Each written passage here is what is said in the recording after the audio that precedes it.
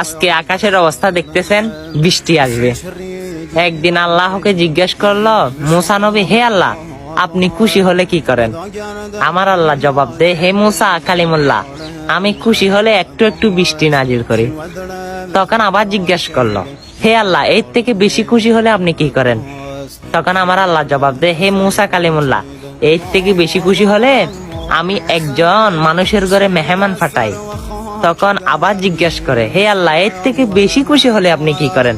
তখন আল্লাহ জবাব দে, হে মুসা, আমি একজন মানুষের ঘরে 3টা কন্যা সন্তান দান করি। সুবহানাল্লাহ। হ্যাঁ, আপনি তো এই সুন্দর আবহাওয়াতে এই সুন্দর একটা হাদিস শুনে ফেললেন।